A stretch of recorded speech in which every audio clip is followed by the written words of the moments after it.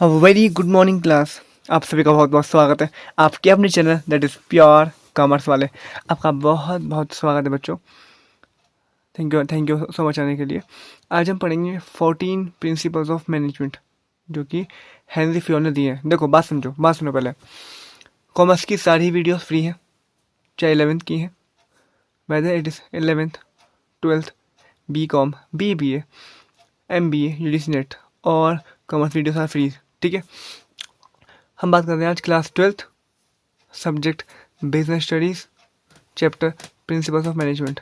हमारे 3 सब्जेक्ट्स होते हैं कॉमर्स में, बेसिकली सभी जानते हैं, accountancy, business studies and economics. तो आज हम करेंगे क्लास 12th का क्लास 12th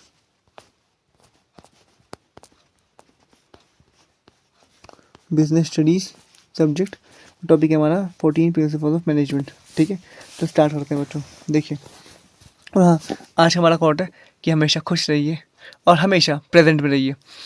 जी हाँ, आज हमारा कोट है, हाँ जी, कि हमेशा खुश रहिए और हमेशा प्रेजेंट में रहिए। और आप खुद कहोगे, आपका दिल खुद गवाही देगा बच्चों कि इतना अच्छा कंटेंट मिला, इतनी क्लैरिटी के साथ।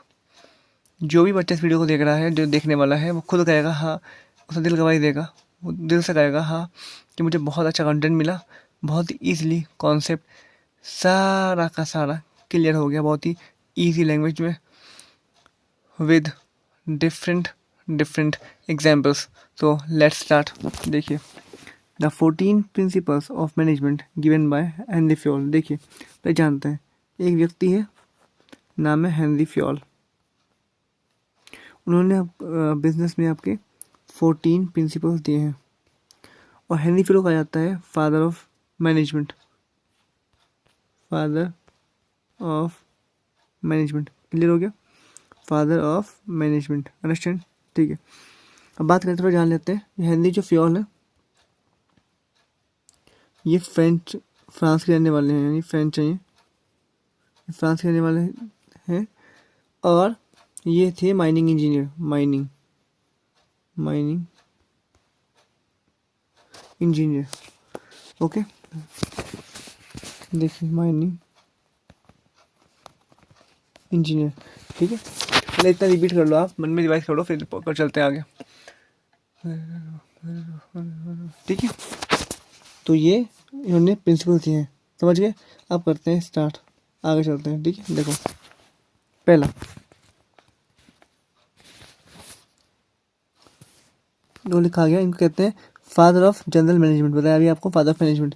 The 14 principles of management given by him. पहला, डिवीजन ऑफ वर्क। पहली बात तो ये, मान लीजिए कंपनी है, तो इनके जो प्रिंसिपल्स हैं ये पूरी ही कंपनी में लागू होते हैं, मतलब टॉप लेवल पे भी, मिडिल लेवल पे भी एंड लोअर लेवल पे भी। लोअर मिडिल टॉप सब पे लेवल होते हैं, पहली बात। दूसरी बात, हेनरी फ्योल ने फोकस किया है ज़्यादा टॉप लेवल पे, यानी कि जो चीज़ टॉप लेवल पे होती है वो हर जगह होती है टॉप लेवल पे। तीसरी बात, हेनरी फ्योल ने जो प्रिंसिपल्स दिए हैं उनको कहता है एडमिनिस्ट्रेटिव प्रिंसिपल्स, यानी कि पूरे कंपनी को देखते हुए। अंडरस्टैंड बच्चों, एडमिनिस्ट्रेटिव प्रिंसिपल्स। ठीक है, ओके। अब करते हैं, चलते हैं, पहला स्टार्ट करते हैं। First, division of work. इन्होंने कहा कि कंपनी में बहुत सारा कार्य होता है, उसको डिवाइड कर दीजिए।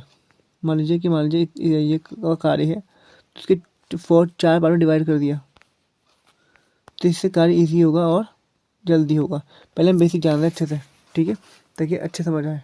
ओके, यथार्थ रूप से आराम से समझ आए। तो कार्य को डिवाइड कर देना ताकि कार्य इजी हो जाए और स्पेशलाइजेशन आए। नेक्स्ट, दूसरा है बच्चों अथॉरिटी एंड रिस्पॉन्सिबिलिटी। मतलब कंपनी में ये एम्प्लॉयज़ हैं, तो उनको कुछ पावर्स दी गई और साथ में कुछ वो दी गई, आपको ये करना, आपको जॉब करनी है। तो दोनों चीज़ इनके पास, पावर भी है और अपना जो कार्य भी है, पावर भी है, ठीक है, कार्य भी, दोनों चीज़ इसे कहते हैं अथॉरिटी एंड रिस्पॉन्सिबिलिटी। आगे चलते हैं बच्चों। थर्ड, इन्होंने कहा डिसिप्लिन। कि कंपनी में हर चीज़ को करने के लिए एक प्रॉपर डिसिप्लिन होना चाहिए, डिसिप्लिन प्रॉपर, ताकि कार्य सुचारू रूप से चले। ठीक है, मतलब आराम से कोऑर्डिनेशन हो आपस में और सब मिलके कार्य करें, दैट्स कॉल्ड डिसिप्लिन। नेक्स्ट चलते हैं बच्चों, unity of command. Unity of command मतलब होता है कंपनी में ये कोई एम्प्लॉय है,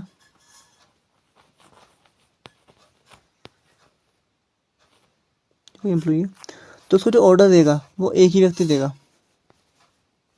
मतलब कि an employee should get order from one boss only, यानी कि एक ही व्यक्ति को बताएगा, क्योंकि दो बताएंगे तो इसको बहाना मिल जाएगा, मतलब कि ये सोचेगा इसकी बात माने इसकी बात माने। तो एक व्यक्ति को एक ही व्यक्ति ऑर्डर मतलब बात बताएगा, ये करना तुम्हें, ये करना है। जैसे स्कूल में, ये मान लीजिए स्कूल है, स्कूल में एक आपकी क्लास है, क्लास का एक मॉनिटर बना देती है टीचर, एक मॉनिटर वही मॉनिटर सबको कहेगा, मतलब भाई आप आराम से बैठो, आराम से बैठो। मान लीजिए क्लास में 50 बच्चे हैं, तो 50 के 50 को मॉनिटर ही डील करेगा, मतलब कि भाई तुम आगे आ जाओ, तुम आराम से बैठ जाओ, तुम पढ़ाई कर लो, जो भी करेगा। तो ये एक ही मॉनिटर है, तो वही है, एक ही व्यक्ति सबको गाइड कर रहा है। ठीक है, शुरू कर। ठीक है, मतलब कि यहाँ पे मतलब ये हुआ, अगर कंपनी में देखें तो एक व्यक्ति को एक ही व्यक्ति ऑर्डर बता रहा है, ये करना है। ठीक है, नेक्स्ट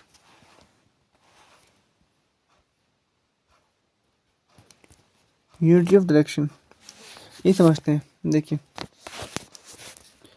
मतलब कि मान लीजिए कि टीचर ने कहा कि आप, ये आपकी क्लास है, ये पूरी क्लास है और ये आपकी क्लास की बाउंड्री दीवार है पूरी, मतलब ठीक है, ये और आपका एनुअल फंक्शन होने वाला है बच्चों, एनुअल फंक्शन, और आपको इतना पोर्शन सजाना है क्लास का, इतना पोर्शन सजाना है आपको, ये पोर्शन है वो सजाना है क्लास का। तो मान लीजिए क्लास में 60 बच्चे हैं, तो 10-10 के 6 ग्रुप बना दिए गए, 10 बच्चों के 6 group 1, group 2, group 3, group 4, group 5, group 6, 6 group बन गए।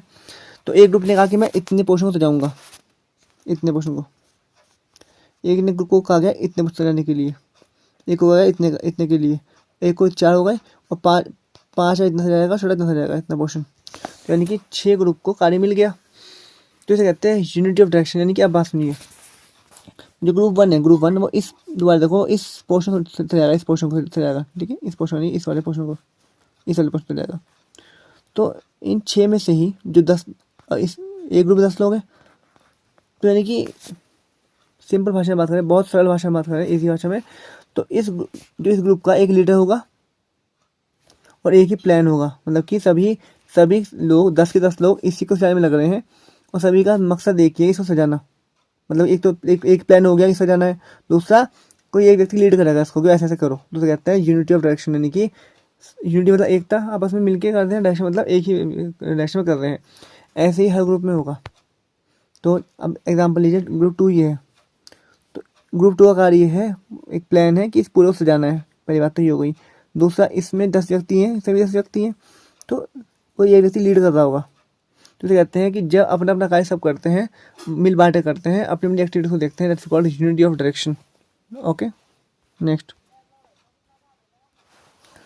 Subordination of individual interest to general interest. वो कह रहा है जब कंपनी में एम्प्लॉय के भले के बारे में सोचा जाएगा तो अपने आप ही leads to achievement of goal of company.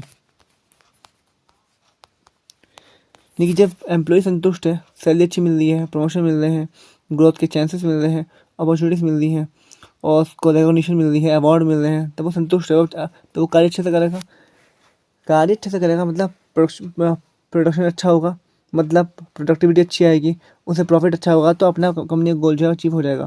तो यह मतलब यहाँ पे है कि एम्प्लॉय को संतुष्ट करने वाली बात है। पहले एम्प्लॉय संतुष्ट है, subordination of individual interest, individual employee संतुष्ट है टू जनरल इंटरेस्ट, तो गोल कंपनी अपना अचीव है ही। Next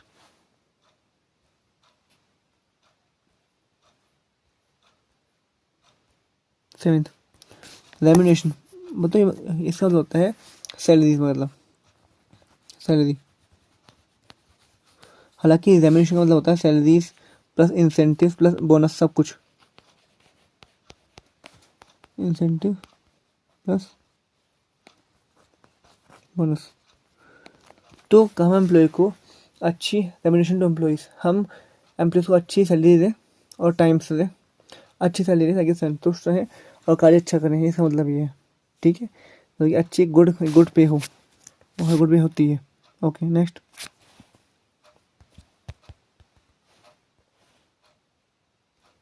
eighth, centralisation and decentralisation. यहाँ मतलब ये है कि कंपनी है ये, जब सब चीज़ मालिक ही संभालता है, टॉप लेवल सब कुछ देख रहा है, तो उसे कहते हैं सेंट्रलाइजेशन की सेंटर, पावर सेंटर के हाथ में है। डिसेंट्रलाइजेशन मतलब कि पावर सबके हाथ में, टॉप लेवल पे भी, मिडिल लेवल भी और सुपरवाइजर लेवल पे भी, तीनों लेवल पे ही पावर से बटी हुई है, सब लोग कार्य कर रहा है, कॉल्ड डिसेंट्रलाइजेशन। अंडरस्टैंड।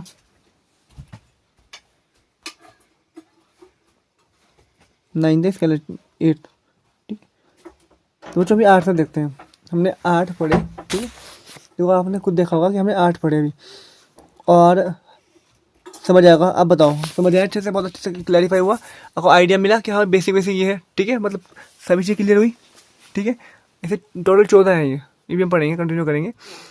तो इनमें आपको कुछ ही पूछना तो पूछे, और आप बताइए आपको इम्प्रूवमेंट लगा, कुछ नया तरीका लगा, आपको दिल कह रहा है, दिल गवाही दे रहा है, दिल कह रहा है कि हाँ भाई नए तरीके से पढ़ा हमने, कुछ नया मिला, कुछ क्या सब कुछ नया मिला, और डिफरेंट एग्जाम्पल मिले। हर प्रिंसिपल में आपको नए एग्जाम्पल्स मिले हैं। तो होप आपको बहुत अच्छी लगी वीडियो।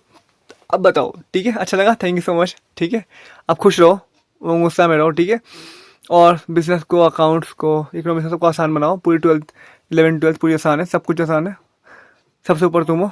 अपने को इतना मोटिवेशन रखो, अपने ऊपर कोऑर्डिनेशन रखो, मोटिवेशन रखो, आप पे विश्वास, पूरा विश्वास है कि सब कुछ आसान है, और हो चुका है। सारी वीडियोस कॉमर्स फ्री है। एंड हाँ बच्चों, whether you are in America, Australia, London, Paris, New York, Brisbane, Australia, London, America, Paris, पूरे वर्ल्ड में वीडियो पहुँचनी है, ये वीडियोस पूरे वर्ल्ड में पहुँचनी है। आपका सपोर्ट है, शुक्रिया। और पूरे वर्ल्ड में ऐड हो रही है वीडियोस, पूरे वर्ल्ड में वीडियोस पहुँच रही हैं, उसके थैंक यू सो मच। और पहुँचनी है और पहुँच चुकी हैं, तो आप लाइक कीजिए, शेयर कीजिए, सब्सक्राइब कीजिए, और कुछ भी पूछना तो आप कमेंट कीजिए, पूछिए, जो आपको लगता है कि पूछना है पूछिए। और ऐसे ही बहुत जल्दी ही नई वीडियो से मिलेंगे हम, बहुत सारी वीडियोस बड़ी हुई हैं, बहुत सारी वीडियोस बनी हुई हैं आप लोगों के लिए, उनको देखिए, फ़ायदा उठाइए, सहयोग लीजिए। और आगे आगे नई सारी वीडियोस फ्री आने वाली है, पूरा ही कोर्स फ्री है, सब कुछ फ्री है, A to Z फ्री है। तो आगे नई वीडियोस आने वाली हैं, तो मिलते हैं जल्द, बहुत बहुत बहुत बहुत जल्दी ही नई वीडियोस में। तो thank you, God bless, Om Shanti.